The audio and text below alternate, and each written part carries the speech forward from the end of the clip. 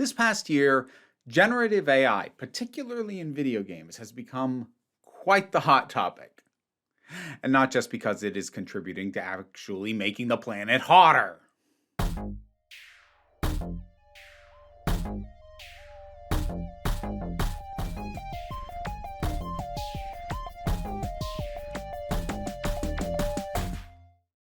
Hey folks, yeah! I'm going to crap on AI some more. But we're going to structure it a little bit differently, and I'm going to talk about a lot more specific instances as opposed to broad sentiments and general notions, which is what I've done when I've talked about how it is built on theft. When I had to explain why the core concept of an AI actress is fundamentally flawed and can't really work at all. This is going to be much more specific. We're going to be talking about the video game industry. We're going to be talking about the use of generative AI, and it's actually really important.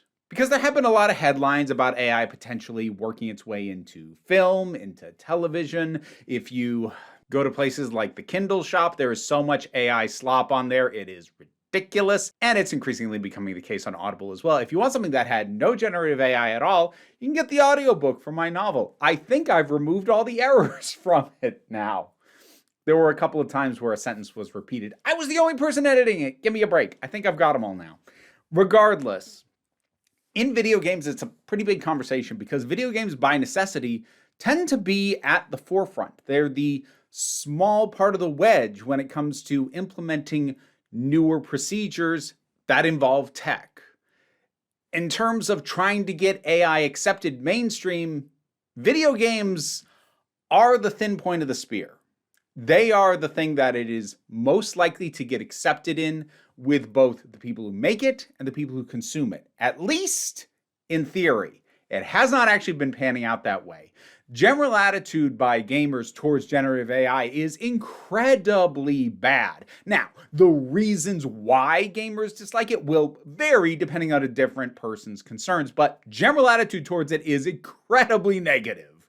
So it's not working out very well. But I think it's worth exploring a couple of relatively recent specific cases that really kind of illustrate that, yeah, there are definitely some hard lines to be drawn here, but it's not without some nuance. But before anyone misconstrues me, no, at no point is that nuance going to include me going, actually, I think it's okay, because while I won't be bringing it up past the point I'm about to say it now, always remember, generative AI is built on theft of original people's work. They were not compensated or acknowledged or given any permission or chance to revoke permission for their work to be used to train these things. It's harmful to the environment in a multitude of ways, including using up massive amounts of fresh water. And the drastic increase in data centers is driving up electricity prices for literally everybody.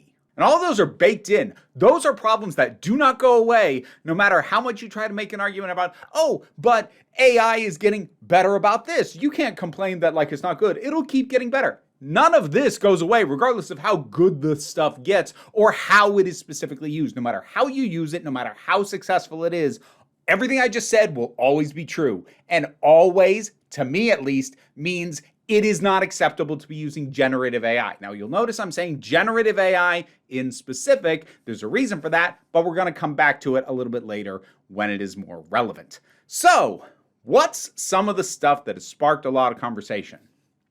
Well, some backlash on a couple of things. Why don't we start with, I'd say the one that has gone the worst and is still kind of, at least at time of my talking, unfolding very badly. Let's talk about Larian Studios. Larian was riding high. They were the developers of Baldur's Gate 3, a phenomenal game that I own and like very much.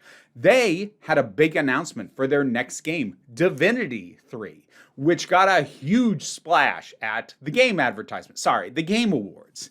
And they were looking good until their CEO, Sven Vinke, mentioned their use of generative AI in the development of their new projects, and his responses since the initial backlash to that have only made things worse. Now, there is one thing that I will give Sven a little bit of leeway on. He seemed kind of baffled that everyone jumped down his throat for mentioning generative AI recently, But he had also mentioned it in an interview he did like back in April that it was something that they were starting to explore using, and nobody really got on him, at least not in this amount and this volume at the time. So I get why that's frustrating, although also context matters because there are reasons why back in April people weren't jumping down your throat about it. There's a number of them. But let's get to what was said more recently, shall we? He has attempted to defend the use of AI in a number of ways. One of those ways being that he told Bloomberg that everyone in the studio was more or less okay with it. Boy, that's an interesting turn of phrase. That sure sounds like people aren't actually okay, but they aren't quitting their jobs because of it, because, well, maybe it's just because they need their jobs.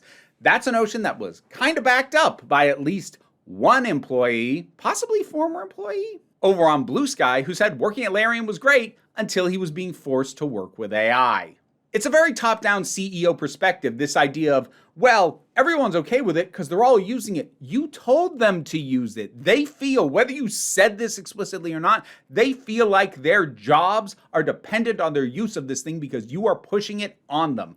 I have never been in video game development, but I have been in corporate environments, and boy, does that stuff happen a lot, where a CEO will implement something that everybody on the ground level knows is a bad idea or will make their lives worse, but they also know they don't have the power to do anything about it, so they shut their mouths and they grit their teeth and they move forward, and the CEO gets to pretend, oh, everybody's fine with this. No, nobody's fine with this, but also nobody has the power to push back on you.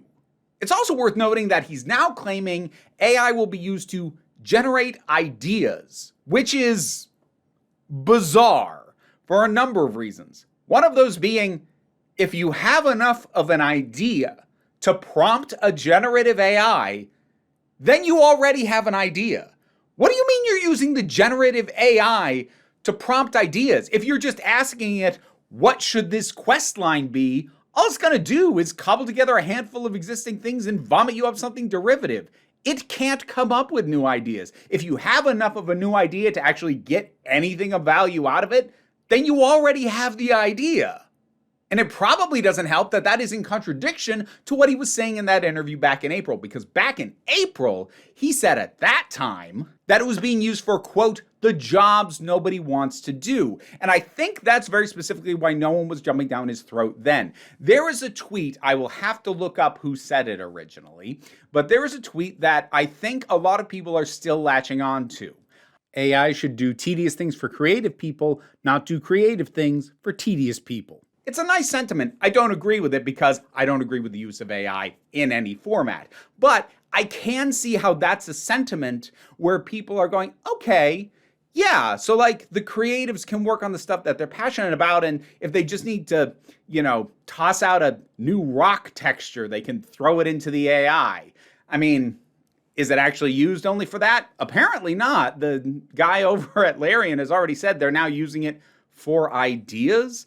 I suspect this pivot is partly to do with the increased necessity of being able to claim that there are no AI assets in your finished product. And if you're using it to do the jobs no one wants to do, it's going to end up somewhere. It's going to end up as a texture. It's going to end up as having written some of the text for a sign or a bit of dialogue that doesn't really matter. And you will then have AI assets in your finished thing. If you claim instead, oh, AI was part of the initial planning, but there's no AI assets in the game, that probably, maybe, I'm sure he's hoping, helps you avoid some of the backlash. Even though, again, it doesn't make sense and it's in contradiction to what you were claiming before. The tide has turned since April. While that general sentiment that I mentioned before is still around, increasingly, people, and gamers in particular, are starting to get hardline about this.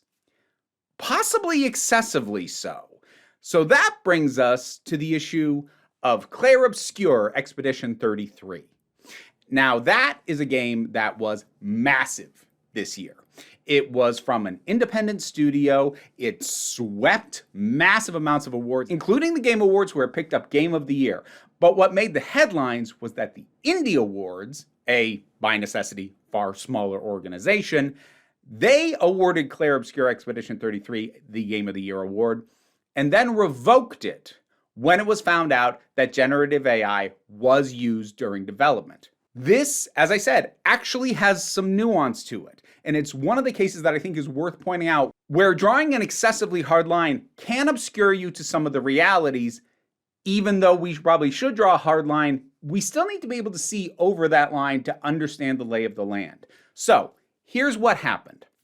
The studio behind Clair Obscur, called Sandfall, they used some generative tools very early in development, in 2023, when full development finally started. The game had been being worked on and like trying to come up with a demo or something to get financing to make the thing for some years prior to that, but 2023 was when full development started. And 2023 was right in the heart of where generative AI was largely still being seen as a tool, if not a toy.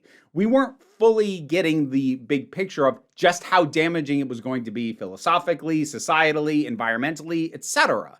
So their explanation is that back in 2023, we played around with these trying to see if they would be useful as tools. We didn't like it. We stopped using it.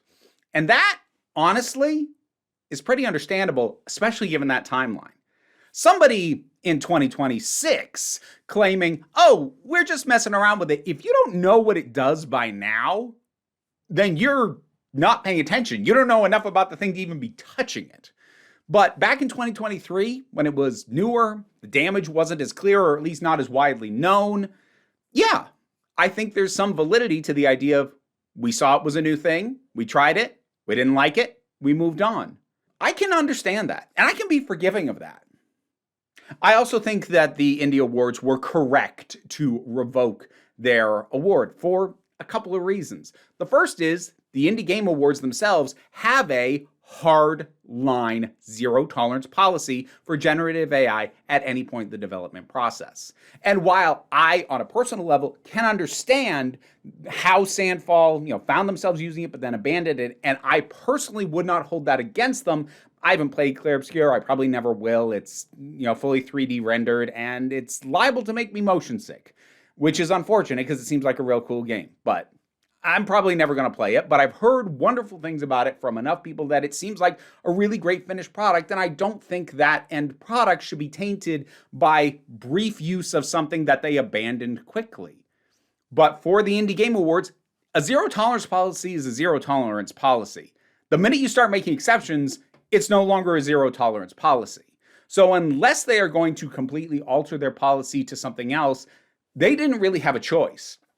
And there's another wrinkle that I think makes it even more valid, which is that the folks who made Clair Obscur were asked by the Indie Game Awards back during the nomination and voting phases, hey, was generative AI used at any point in this? And they were told, no, it wasn't, which turned out to not be true, which means Sandfall lied to them. Now, possibly not deliberately, depending on how far up the chain the inquiry from the Indie Awards went, it might have just gone to the marketing department, and as far as the marketing department knew, there was no AI at any point in the process. If they weren't a developer earlier on, they might just be aware of the fact that, it is currently a marketing thing for them that there's no AI in the game, and that's all they knew. So even that lie might not have been an intentional attempt to deceive, but it shouldn't matter. You were asked, you gave bad information, you were awarded something based on that bad information, you don't get to keep that award. Mistake or not, you messed up, there are consequences. And besides that, Clair Obscur still has a bajillion awards. It's been incredibly successful. That game will be fine. Little sidebar on all of this. So, you remember The Escapist? I talked about it last year in the current state of the site and the web channel. You can go back and check out that video. Things are not really any different or any better on that whole front, but there was a whole kerfuffle when Clair Obscur had its Game of the Year award revoked by the Indie Game Awards because it was then awarded instead to the game Blueprints. And The Escapist put out an article.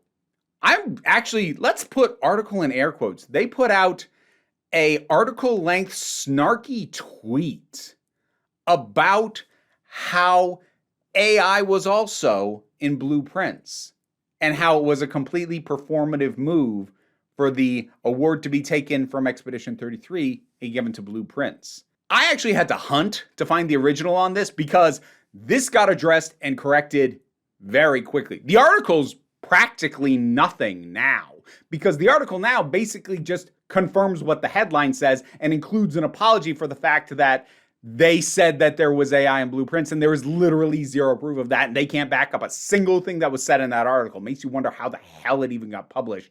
Because I've already dug into the Escapist a lot, I am going to circle back on that real quick. Hold on to it. But finding that original version, it's almost all snark. It is almost all presented in this tone that says, everybody uses AI. What performative jackasses to take it from this and give it to this when they both use AI. AI's everywhere. Get used to it, which if you are in online spaces with AI evangelists, that's very much their narrative. Hell, they show up in my comments intermittently. I get rid of these comments, but they have the whole, this is the future, get used to it. They have to have us believe that. It's incredibly necessary because AI sucks. Like, even beyond all the damage that it does, just it sucks. Its output sucks. Is it technically impressive? Sure, but it's crap. But they have to push the idea that it is not only inevitable, it is unstoppable, and it's already here and you can't get rid of it. Yes, we can. No, it's not. No, it's not. But regardless, that article, that original one, just seemed like a hit piece for the interests of AI.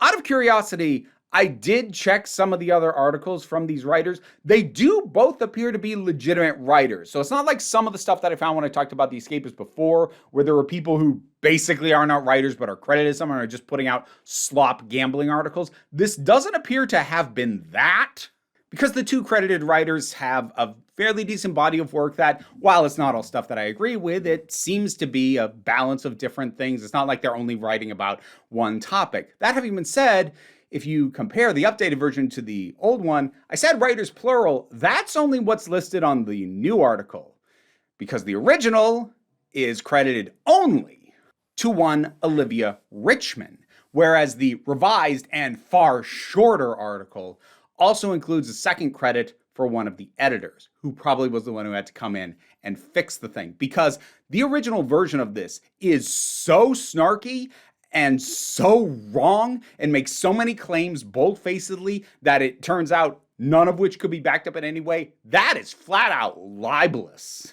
Does that mean I think the Blueprints people should sue the Escapists?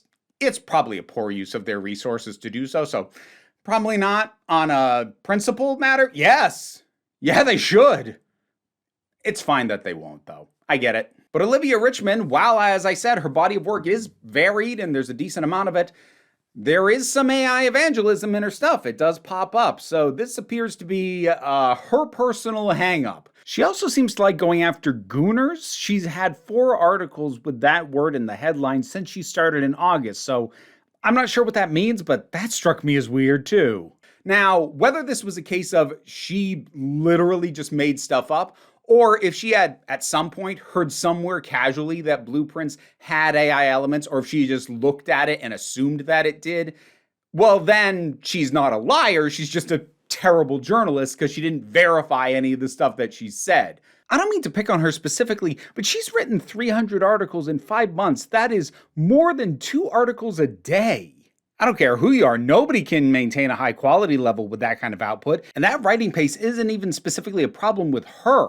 Because I tripped and fell down a little bit of a rabbit hole on this again. The Escapist keeps doing that to me. But of the people I can find on there who still have writing credits within the last 2 months, she is not the only one with an article count that high. And I'll also note that nearly everybody still there started in 2025. Some in June, some in July. I could only find 2 people who'd made any contributions prior to 2025. One was an editor, and the other was M. Stonham, who's a freelancer who I mentioned in my last video, who seems to be totally okay.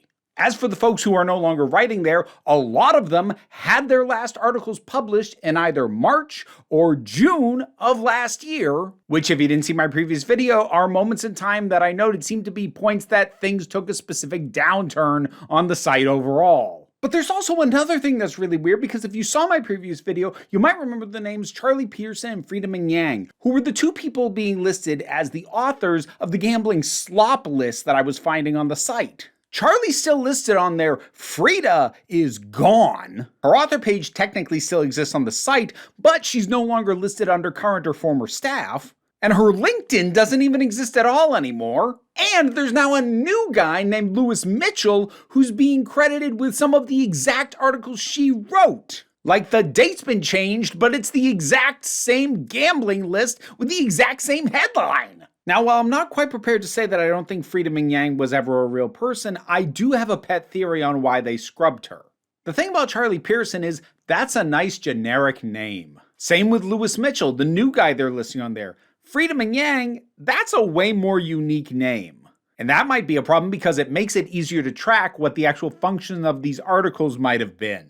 When I talked about the Escapist before, I said I think it's just SEO stuff, and that may or may not still be the case, but there's at least one other thing in the mix. Because when I was trying to figure out what the heck happened to Frida, there are a number of articles on a number of other sites which don't seem very reputable at all, but they would cite articles on the Escapist and they would name her in specific as if she was an expert or qualified journalist. Now, those links on those sketchy sites are still good, although some of them, those articles have now been changed to be credited to Charlie. So I think I need to add that in addition to the potential use as SEO optimization for gambling sites, this was also something that gambling sites would use to try and legitimize themselves by citing a well-established site and naming a specific author as if she was a real journalist, even though she never was. Again, she may or may not be a real person, but she definitely was not a real journalist. And Frida, if you are a real person and you don't like that I called you not a journalist, reach out. Let's talk. And I know I've done this tangent for a lot longer than it deserves, but the Escapist came up while I was looking into this, and it's not enough to dedicate another whole video to, but I needed to get this out of my brain. I appreciate your patience. Another game that has come up in this conversation from last year is a game called The Alters. Now, The Alters is, again, from what I hear, a very good game. I haven't played it. I haven't looked into it enough to see if it's something that I think will set off my motion sickness. I need to decide whether or not I'm comfortable doing so, because its use of AI came out after its release. Now, this is an issue with some degree of nuance, but I am a little bit less forgiving than I am with the folks who made Expedition 33. I'll explain why. Basically, it turned out there's a couple of things in the final build, including some text work and some texture work that are AI-generated assets. Now, I believe those have since been replaced with actual handcrafted assets, which good. But the question is then asked, why were they there in the first place? Now, the official line for that is that they were in there as placeholders until final things were put in, which initially sounds like it makes sense until you think about it, and then it actually doesn't make a lot of sense at all. The best thing to do for a placeholder is to make sure it looks like a placeholder. Because if you do a placeholder using AI to generate something that is closer to or at a glance could pass for a finished item, of course stuff is going to slip through. It doesn't stand out as something that needs replacing.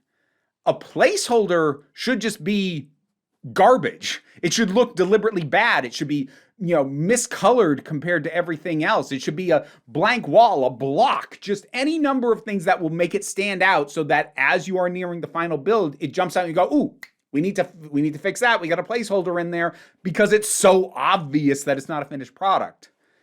Using AI to generate placeholder textures or text or anything else makes that job harder.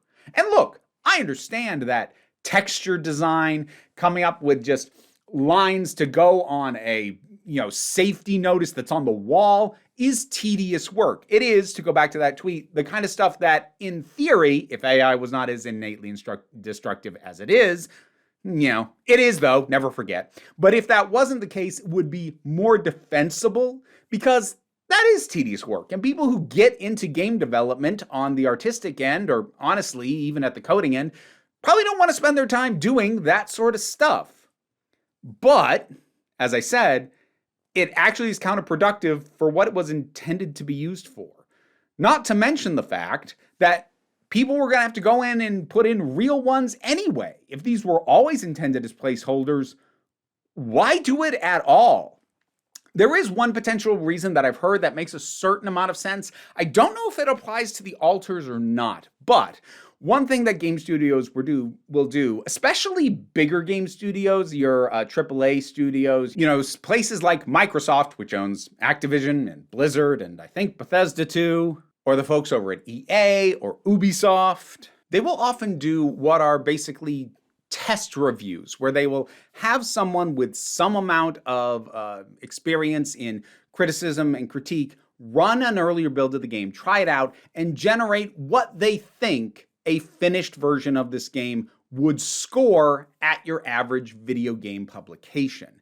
Because AAA wants at minimum 8s, ideally 9s and 10s. And so test reviews are a thing that happens. You might remember somewhat notoriously a couple years ago, the video game Redfall, put out by Bethesda, which is owned by ZeniMax, which is owned by Microsoft. God damn, I hate corporate consolidation. But that game came out and was real bad. And one of the things that one of the folks at Bethesda said was they were real surprised by the reception because the test reviews that they had people come up with were significantly higher than what the actual reviews turned out to be. Exactly where the breakdown was in that, I'm not sure. Whether they just had a bunch of yes people in there or just people who completely underestimated the general public and reviewers' tolerance for crap, I don't know. But regardless, I'm just bringing that up to make the point. Test reviews are a thing. And the one case where I think it makes any degree of sense to have these sort of temporary things in there of, temporary text-to-speech using generative AI for some of the dialogue that you haven't recorded yet, or for textures or that, is to try and get as accurate a test review as possible in that part of the process as you're heading closer to finalizing the game. Except that if you're getting people who actually do test reviews as a regular thing, they'll be understanding of placeholder assets. So again, it feels very much like a CEO who does not actually understand how games are made kind of problem, where you have somebody go, oh, well, if we're going to have people running these mock reviews, they should be playing something as close to the finished version as possible. What's all these blank walls? Get AI to throw some textures up on there. No. If they're any good at their job, they'll understand that that's not the final version. That's not what they're there to do the mock review of. They're testing core systems. They're not checking every single thing for QA and bug problems. Boy, I'm not going to dive too deep into this, but so many of these big studios are talking about using AI for their quality assurance. You realize how bugged everything's going to be to absolute hell for a while until they realize that is unacceptable. Because, I guess, side note on the side note, it is always funny to me when these AI attempts at, oh, look what AI can do, go so badly that they have to stop. That happened at Amazon Prime last year. So they had been testing out AI summaries for any show that has a new season coming out. You can get an AI summary of the previous season if you didn't watch it and you want to jump in on the new season, or if you don't really remember all that much and you just want a refresher but don't want to rewatch the whole show or don't have the time to do that. They were trying that out and results were not great, but then the AI summary for Fallout came out and was so bad and so wrong, they discontinued the entire program. How bad was it? Well, Fallout is a post-apocalyptic show set in the year 2077, and the AI-generated summary claimed that it was set in the 1950s. Now, I can understand how it came to that conclusion between the aesthetic and some of the flashbacks, but that is so fundamentally wrong to what the thing is. It proved the uselessness, and Amazon was so embarrassed they scrapped the entire program. And I expect that's what's going to happen with using AI for quality assurance, because, boy, they like to crap all over QA as a department. There's a reason why QA departments have been among the first to unionize in the video game space. But, oh, dang, it's going to get real bad. It's going to get real bad for a while. But anyways, to come back to the alters, I don't know if that is the specific reason for the purpose of mock reviews that the folks who made the alters were using those as placeholders. But again, the core idea of using it as placeholders, especially if you're not doing it for the purposes of mock reviews, makes not only little sense, it makes anti-sense. It makes so much more sense to have a placeholder look like a placeholder.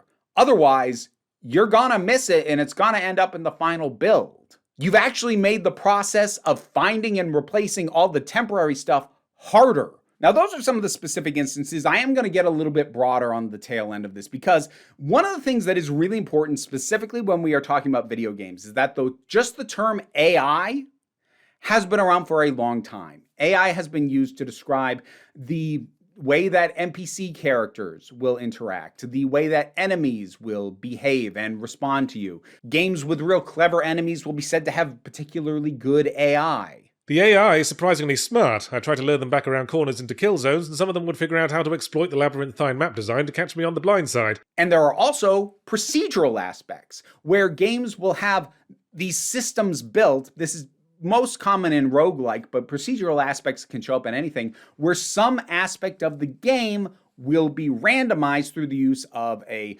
list of assorted assets, how they will be used, and then basically throwing a random number generator. The reason I bring all this up, because those systems, if you don't know enough, or if you're trying to be deliberately deceptive, those can get mixed up in conversations about generative AI. And I always try and underline that when I talk about this stuff, I'm talking about generative AI. I'm talking about large language models. I'm talking about image generators. I'm talking about video generators. I'm talking about these voice generators. Many of these things bear at least a passing resemblance to existing technology. Voice generators bear a passing resemblance to text-to-speech technology, which has been around for a very long time. Using procedural generation to create maps and level layouts has been around since the 80s. And people who don't know the inner workings may not be able to distinguish between that procedural generation and AI generation. If you just say AI in the broad sense, AI has been used to build the core systems, and especially it's been used to refer to NPCs and how quote-unquote smart they are for a long, long time. And that is to the benefit of AI evangelists. They want the waters as muddy as possible. They will almost never specify generative AI. And if you start talking about generative AI, a lot of them will start showing up and start telling you how, oh, but I guess you don't want this or this or this. This is AI. It's not the same thing. There are many existing systems and practices. Whether you like them in terms of the end results in video games or not, different conversation. But there are plenty of things that have been called AI that are not the same things as these current generative AI products. But they want you to think that it is, because that feeds the idea that it's here to stay and it is inevitable. Oh, you can't get rid of generative AI without also getting rid of all this other stuff. That is not true, but it's part of why AI is being forced into as many things as possible, even outside the scope of video games. The people pushing this technology, which at this point really is just tech CEOs or CEOs of companies that have invested heavily into it. They need this to get embedded in work because they've staked a lot on it, a lot of their wealth, a lot of their value on this stuff. But as a practical matter, we don't need it. We were fine without it before. It does things worse. And even if it did things better, there's the thing I opened the entire video with. And as I said, gamers so far are doing a pretty good job at holding the line on this. There was a lot of pushback to the AI slop that showed up in games like Black Ops 6 and 7. Because gamers don't want something that was made because somebody pushed a button on a machine and it just produced garbage and assumes they'll be fine eating it. CEOs want that because they just want to be able to push a button and it produces a finished product and they get to have as few workers as possible. Of course, there's the macroeconomic reality of that, which is who the hell's going to buy the finished product if you're firing everybody? But that gets bigger and grander in scope. And yeah, it's all bad. But it's worth narrowing down the conversation on video games because, as I said, this is the thin end of the wedge. This is the tip of the spear. And I really think that these recent instances highlighted where the problems are, that there is a lot of very well-earned pushback, and I'm happy to see it. Though also, circling back to Sandfall and Expedition 33, don't forget context and nuance exists. I'm not saying don't hold the line. Please hold the line. The reason so many of the worst aspects of media either start in or are popularized in or are worst in video games is because Gamers as a general demographic put up with a lot. They put up with microtransactions in fully priced games. There was some pushback initially, but it backed off because they put it in everything, and gamers got tired of complaining about everything. Unless there's Steph Sterling, who never stopped, bless her heart. But stuff like that, the idea of it being required to always have an online connection, even for a game that should in theory be able to play it offline, that used to get a lot of pushback. Diablo 3 got all kinds of pushback on that back in the day. That doesn't happen anymore because it was made normal. People stopped holding the line, stopped complaining about it, kept buying it, and now it's everywhere and there's nothing that can be done about it. Loot boxes only ever picked up any degree of pushback that actually did anything when they became so egregious in something like Star Wars Battlefront 2 that it actually got the attention of lawmakers in multiple countries. There was annoyance from the gamers, but it wasn't enough to change things. The government noticed, and then there was a little bit like, oh. Now, loot boxes haven't gone away, but a lack of them has become a selling point since then, and there's a reason for that. And a lack of AI is also a selling point. While I am not especially fond of any company as large and influential as Valve, because its Steam distribution system is not technically a monopoly, but it might as well be, but they are also holding the line, insisting that games that have generative AI in them be marked as such. And there are developers, especially the CEOs at companies, who are complaining about that and think they shouldn't be required to do that. They should. They should be required to say when AI was used in the creation of something so that the consumers have the option to go, oh, I don't support the use of that in an industry that I love, in an entertainment sphere that is meaningful to me. I don't want it. I have a right to know it's there, and I won't buy it. Keep holding the line, gamers. This is one of the few times that I will be praiseful of gamers as a community, because I gotta be honest, they tend to tick me off, and the few times I've caught their attention before, it wasn't pleasant. But on this, yeah, be mad, stay mad, hold the line, understand the nuance, but hold the line. AI in video games, it might actually get enough pushback to be, if not forced out, at least not become ubiquitous the way they want and or need it to. Which means it might actually go away when the bubble bursts. Fingers crossed. What are your thoughts on any of this? Whatever they are, drop something down in the comments. Let's talk about it. Patreon pays the bills and enables me to do this as my living. You also would have gotten early access to this video. I am usually about a week early on these things. But even if you don't help me out that way, like, share, subscribe, they do help. I'd really love to hit 100,000 subscribers this year. I thought maybe I was going to make it last year. I didn't. Love to get there this year. I'm not going to set a tighter deadline than that because, yeah, I wouldn't be shocked if it takes me a year to get another 2K. Sometimes it be like that. But in any case, what I really want you to remember is that as we all push back on this in as many ways as we can, you are beautiful. You are valid. And you are loved. You're the council. I'm just running the meetings. And until next time, this council is adjourned. Now to thank my highest supporting patrons. Robin Moore, Jared Boyce, Zubin Lafula, Auntie 808, Mira G, Angry Casperl, Dave Hall, Oliver B, Sean Miller, Welsh Wrestling Geeks, Melissa Pedersen, Becky Sparks, Ulrich, Twilord, Mystic Shadow, Tracy Scrabbit, Pal Barabajoggle, Sir Didymus is my favorite, and shoutouts to some random folks from the lower tiers. Thanks to Callum Ray, 3 Muppets in a Trench Coat, and Alex Fireheart. If you want to hear me thank you by name, you can check out the reward tiers on the Patreon. You guys were pretty good today. Thank you.